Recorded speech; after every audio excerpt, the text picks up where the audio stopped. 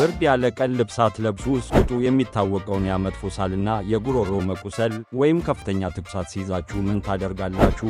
ወዲያውኑ አንቲባዮቲክ ይወስዳሉ ወይስ በቤት ውስጥ የሚገኝ ተፈጥሯዊ መድኃኒት ይፈልጋሉ? ዛሬ በዚህ ቪዲዮ ላይ ብዙ ሰዎች የሚሳሳቱትን የቁርንፍድ አጠቃቀም ምስጢር እነግራችኋለሁ። ግን ያለ ትክክለኛ እውቀት መጠቀም ጎጂ ሊሆን እንደሚችል ያውቃሉ?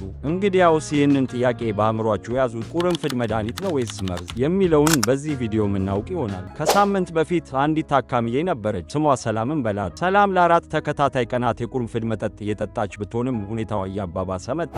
ወደ ክሊኒኬ ስትመጣ የሳል ችግሯ ከሳምባ ወደ ኢንፌክሽን ተለወጠ።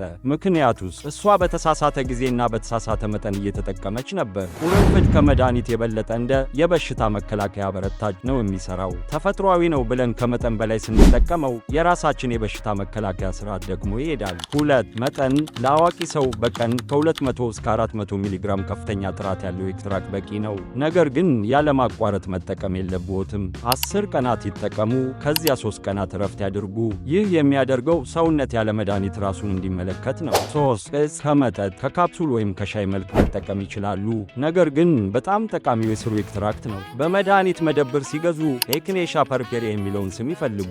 ግን በጣም አስፈላጊ የሆነው ነገር ይኸውና፣ እርጉዝ ከሆኑ፣ ጡት ከሚያጠቡ ወይም ኦቶኢሚዩን ዲስኦርደር ለምሳሌ ሉፐስ፣ ራሄማቶይድ አርትራይተስ ካለብዎ ቁርንፍድ ለእርሱ አይሆንም። በተጨማሪም ከሌሎች መድኃኒቶች ጋር ምላሽ ሊሰጥ ይችላል። እንግዲያውስ ዛሬ የተማርነው ቁርንፍድ ድንቅ ተፈጥሯዊ ሀብት ነው። ነገር ግን ልክ እንደ እሳት ነው። መብራት ያበራል፣ ነገር ግን ከመጠን በላይ ከሆነ ያቃጥላል። ያንን ታካሚዬ ሰላም አስታውሳችኋት። ትክክለኛውን ዘዴ ከተማረች በኋላ አሁን በበሽታዎች ወቅት በጣም ፈጥና ታገግማለች።